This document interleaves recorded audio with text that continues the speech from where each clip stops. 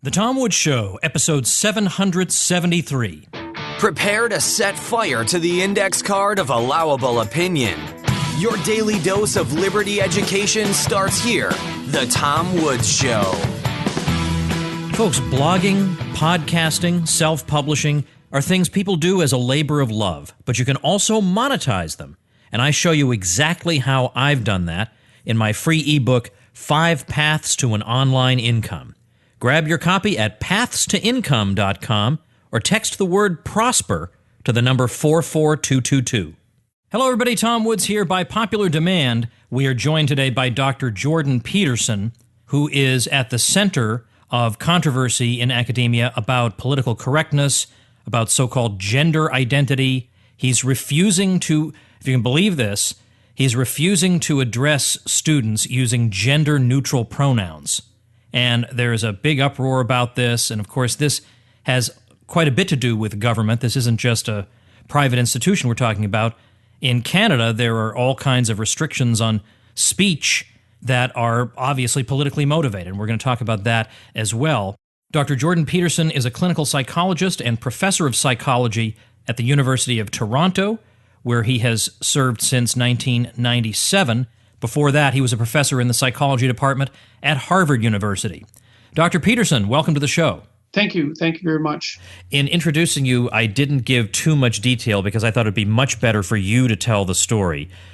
You're in Canada. You're at the University of Toronto, where, as far as we understand the United States, political correctness is worse than it is here, and you are enduring rather an interesting ordeal because of a line in the sand, in effect, you drew.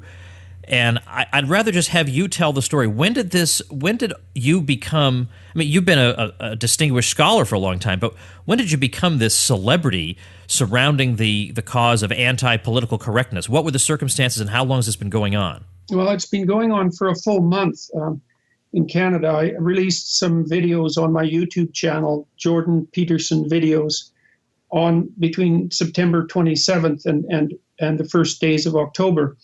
One of them detailed out my opposition to some new Canadian legislation called Bill C-16, which is already law in many Canadian provinces, by the way, that adds gender identity and gender expression to the list of protected groups in the Canadian Human Rights Act and the Criminal Code, making discrimination based on those two categories hate speech, and also objecting to the University of Toronto Human Resources Department's decision to make so-called anti-racism and anti-bias training mandatory for their staff, advised by a group called the Black Liberation Collective, which is, in my opinion, a reprehensible group that will not disavow violence in their demands for social transformation.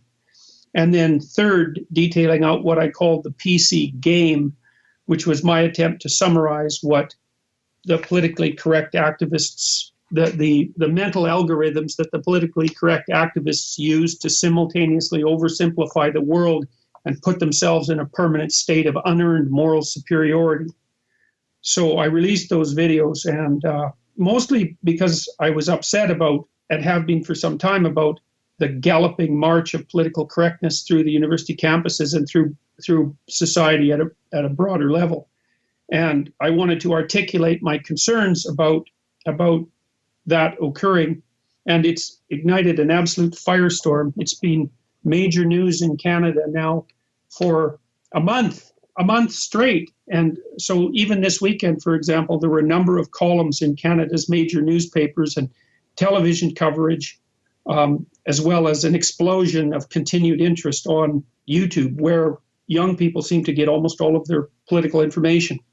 I should correct just one thing you mentioned, though, is political correctness isn't as large a phenomena in Canada yet, I think, as it is on American campuses. And partly what I was objecting to at the U of T was attempts to make it as dominant here as it is already in places like Brown University, for example, or Yale or Berkeley, where it's really, or New York University, where it's really got out of hand.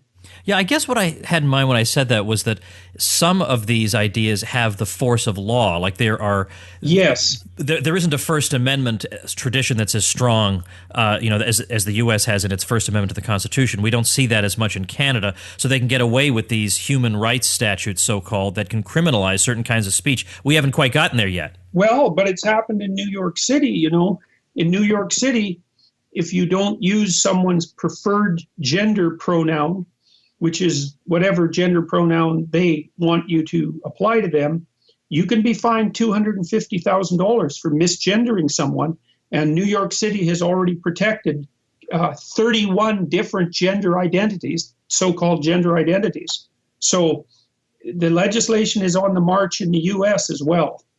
Well, you've said that you will not use gender-neutral pronouns, which are these crazy pronouns that look on paper like they're unpronounceable. And if somebody comes up to you and says, I would like you to use these pronouns in referring to me, you've refused to do it. And this is one of the things that's gotten you in trouble, because the claim is that you're going to cause these people undue mental distress by this impertinent refusal of yours. Yes, well, there's multiple claims. One of them is that I'm producing an unsafe campus environment. The other is that I'm violating the policies of the University of Toronto, and the third is that I'm breaking the provincial law.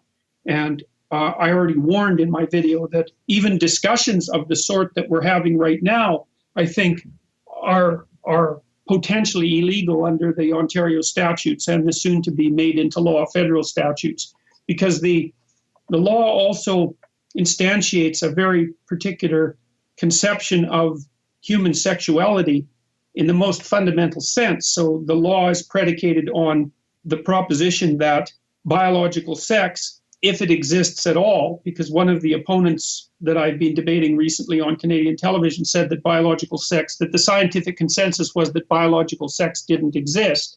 But in any case, if it does exist, it is functionally independent from gender identity, which is your felt sense of what gender you are, which can vary from moment to moment or day to day, and on top of that, there's something called gender expression, which varies independently from gender identity and biological sex.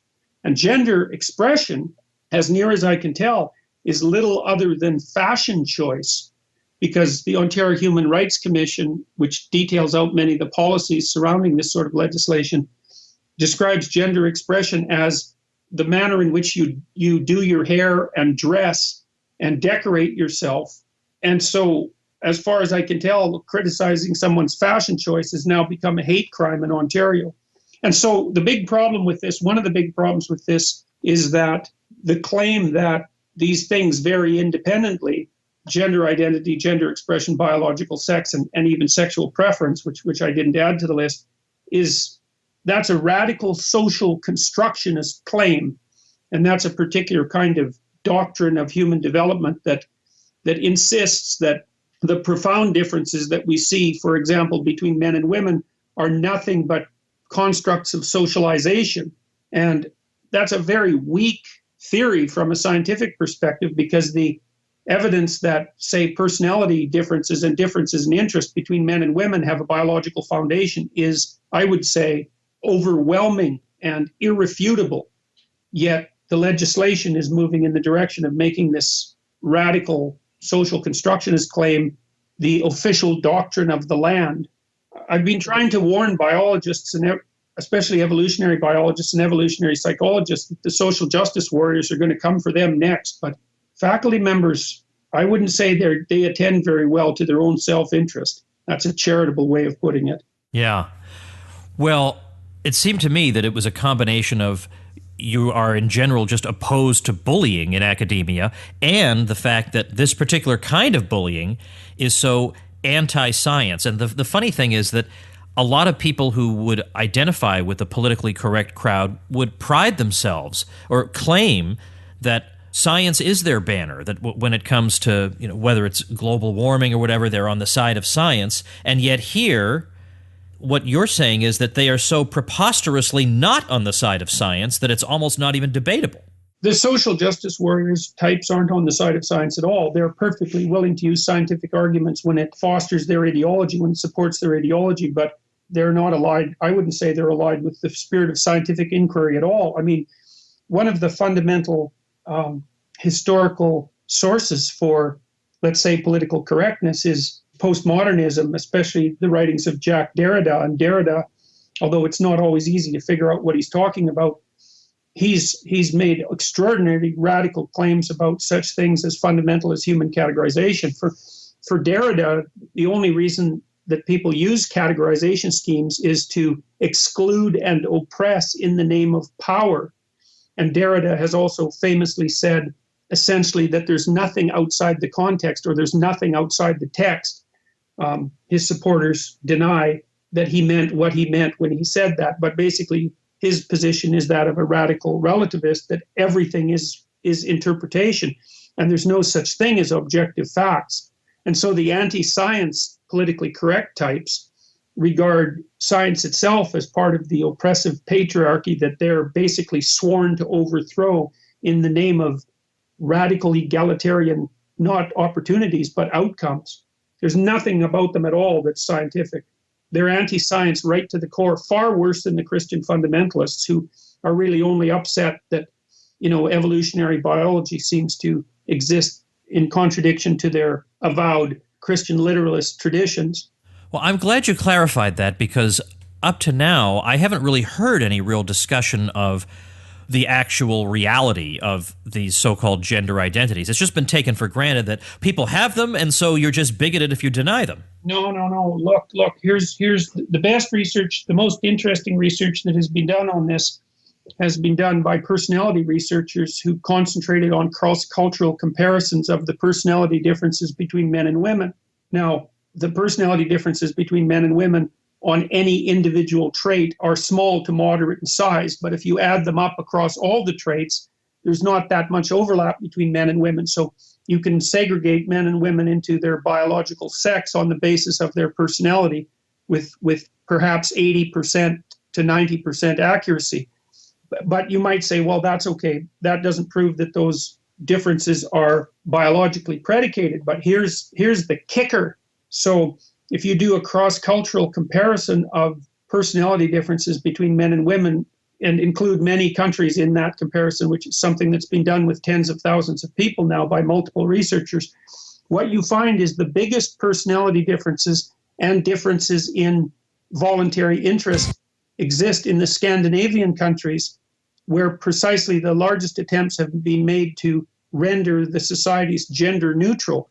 So what's happened is that as the Scandinavian countries have pursued those policies, the differences between men and women have got larger. And now they're larger there than they are anywhere else in the world. And no serious researcher disputes that, by the way. They're very, very solid studies. So why is it then that, given if the scholarship runs completely against these people, why is academia completely silent? In other words, the relevant professors, I don't care what the sociologists say. Why are the relevant professors, have they all just been bullied into silence? I think the biological types are pretty apolitical. Like, they tend to concentrate on their scientific work. And I think most of them are relieved that they don't have to attend to this sort of hyper-political nonsense that's invaded most of the rest of the campus.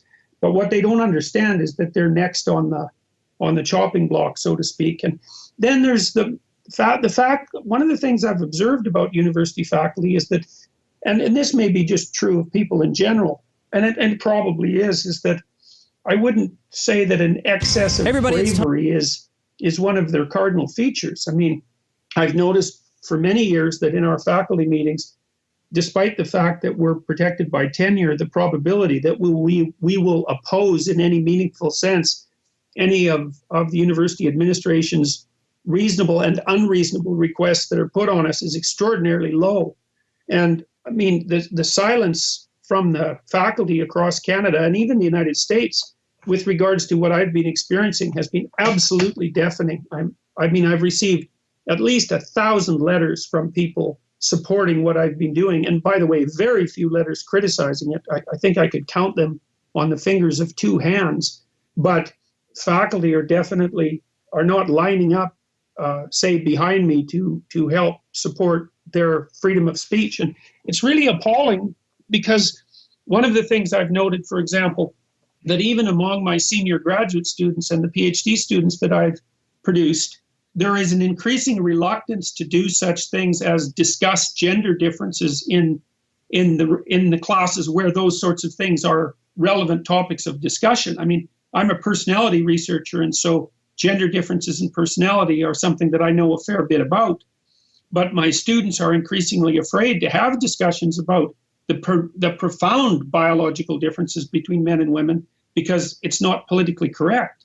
And it's a small step, believe me, it's a small step from being unable to discuss the biology of masculinity and femininity to being able to discuss anything that smacks of biological influence or biological determinism.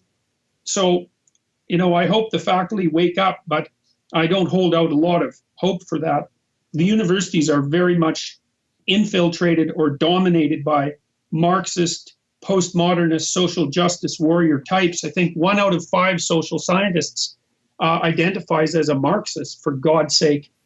Did I read somewhere, and I'm sorry I was reading it a bit in haste, that as a result of what you're doing, there is a debate about the subject of gender identity. Now, do they mean that you're provoking debate, or there's a literal debate that's going to be held? No. So look, this is what happened. So the university wrote me these 2 letters, which I've detailed on my website, by the way, so people can go there and listen to them because I read them and also formulate a response. But in any case, after I got the second letter, which basically told me to stop talking about these things, it started out with a ringing defense of free speech and ended with a request that I silence myself. I thought about it for a while, and then I went and talked to the dean who was one of the signatories of the letter.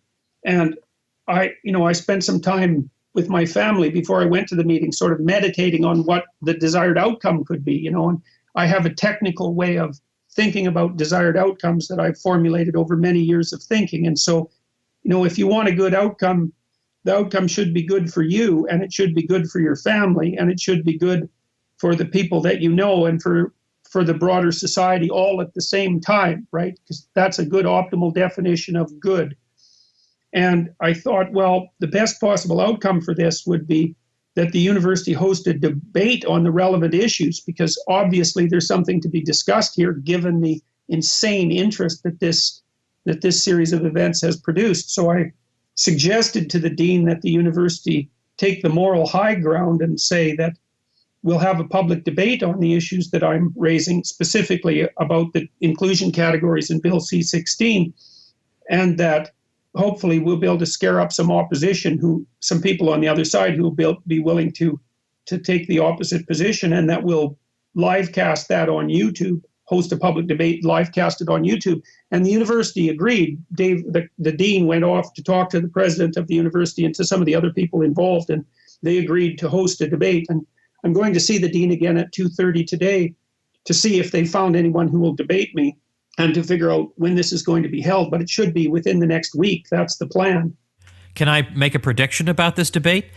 Sure. Having had some experience in this area, there will be people who are whatever in the transgender community or whatever who will protest the very existence of the debate because they'll say it denies my right to exist. Yes. Well, the thing is it's become increasingly clear as this debate has progressed in Canada and I think online that the fact that it's focusing on gender pronouns is in some sense almost incidental. There are much larger issues at stake here, and I think that's become clear. But we've also had preliminary discussions about such things as security, and we've already worked out some general principles for security, which is that all the fire alarms will be guarded because the counter protesters for this sort of thing like to pull the fire alarms. It's happened many times on the University of Toronto campus, and that there'll be a very low level of tolerance for uncivil outbursts during the debate.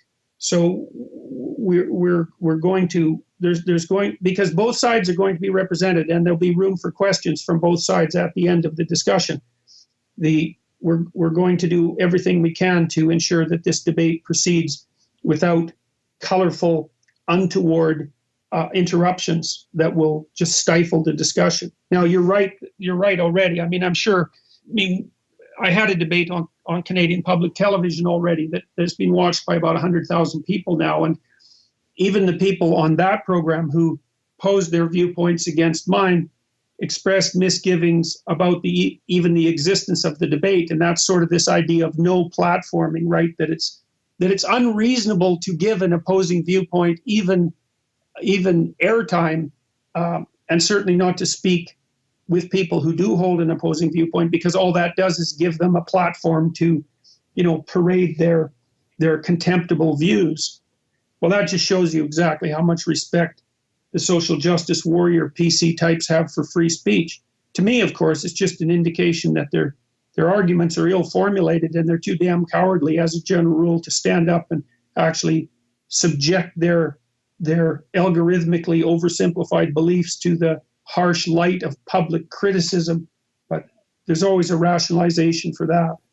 Let me ask you something about people who have actually undergone gender reassignment surgery. All right. Yeah. Now, there's no necessary connection between that and the idea that there are 31 gender identities or whatever. That could be binary, right? Well, that's an interesting thing, because I've received a lot of letters from trans people, and they're, without exception, I guess a lot would be 10, but given how many trans people there are, that's quite a few. The genuine trans people, and not the trans trenders or the gender benders, as they're sort of called now, they actually don't have any objection to the idea of gender itself. They just want to be the other one. So like if you're a male to female transsexual, generally you want to be called she. That's the whole point. And so the people who want these strange designations are a tiny minority of a tiny minority. And, up to 70 of these categories have now been generated. It isn't even obvious to me that some of those categories have any members. So, and I don't believe that the people who formulated the legislation in Canada thought for a moment that we would go from 2 genders to 70. They were thinking more like 2.1 and maybe thinking that, people would learn to use they instead of merely he and she. But it's pretty obvious that the number of categories is multiplied to the point of self-evident absurdity. And I mean, even one of the professors at the University of Toronto who is gender non-binary wanted to be referred to as they. I debated they on CBC News the other day. That's Canadian Broadcasting Corporation News the other day. And they said that in order to keep track of the gender pronouns of their friends, they had to use their cell phone. And so... Yeah, well, exactly. And so I said, well, look, you really think that legislating that people speak in a manner that requires electronic memory aids is really a tenable solution? Yeah, but that'd be funny. It'd be funny if it wasn't. I know. It's absolutely. It's happening. It's happening all around us. Is there anything that's been written that doesn't just say, "Boy, this is ridiculous," but that tries to deal with this in a scientific way that's accessible to the layman, that I might be able to link my readers to? Sorry, that refers to what specifically? Well, that explains that there's nothing to this crazy 70 genders thing. This is just made up. There's no scientific basis for it. Is there anything that just goes through that? No, I think that it's so new that I mean, you can't. It's very difficult to formulate a scientific opinion on the non-existence of science. Right? I mean, I can certainly send you a link to the papers detailing out gender differences in Scandinavia. In fact, so I can do that for you. I'll send you an op-ed that I wrote, and it contains the references. So I can do that right away. Well, in the meantime, I want to know just a quick thing before I let you, because I know your time is unbelievably precious these days. So yes, it's crazy. Right. So I just want to ask you about, not about anything having to do with scholarship or the substance of this stuff, but rather about how your life has changed. Like, I understand that somebody glued your office door shut. I mean, what kinds of things have been going on? Well, the first thing that's worth pointing out is that, several thousand people have commented on my YouTube videos and also written me letters. But I would say 95% of those have been extraordinarily supportive.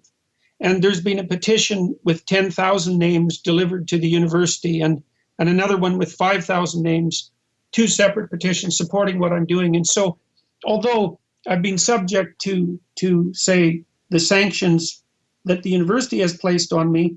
They've also agreed to have a debate, and the vast majority of public opinion directed my way has been overwhelmingly positive. And I should also say that it's also been overwhelmingly thoughtful. Of the 1,000 letters I've received, I would say 600 are 2 pages long, and the citizens who wrote them put an awful lot of thought into them. And, they've also sent them to the universities. So, and increasingly in Canada, especially over the last week or so, the press has moved to a position where they're supporting what I'm doing. Canada's perhaps most famous journalist, Rex Murphy, wrote a devastating article for the National Post on the weekend, taking the university administration to task and calling for the resignation of the U of T president for failing to support me in this endeavor. So I'm feeling, I was very nervous for a while, and so was my family, about potential threats to my livelihood, although I am buttressed in various ways because of my other activities against that. But the attention has been sufficiently overwhelming, so I've basically been doing nothing for the last month except responding to journalists, essentially. But I'm not feeling oppressed by this. I don't like to think of myself as an oppressed victim. I think it's a mistake for people to think of themselves that way. And it isn't self-evident to me that this is a fight I'm going to lose. And I already decided when I made the videos that I was going to pay the price for speaking out instead of paying the price for not speaking out, because I know what the price for not speaking out is. I've studied totalitarianism and authoritarianism for a very long period of time. I wrote a book called Maps of Meaning back in 1999, which has become kind of a minor classic on the topic, that is a psychological analysis of religious belief and its hijacking by radical ideologues. I've studied the Gulag Archipelago and the Soviet Union and Mao's China and Nazi Germany intensely for decades and learned the most terrible things. But one of the things I've learned is that you speak your mind because it's people speaking their minds that keeps individuals stable and sane and keeps societies secure and flexible. And I'm not mouthing the words of left-wing ideologues. That's why I won't say the gender-neutral pronouns. I don't like left-wing ideologues. I don't like ideologues at all. And so I'm feeling it's been nerve-wracking, certainly, but that's okay. It's also forced me to sharpen my arguments and brought the debate before the public. So far, so good.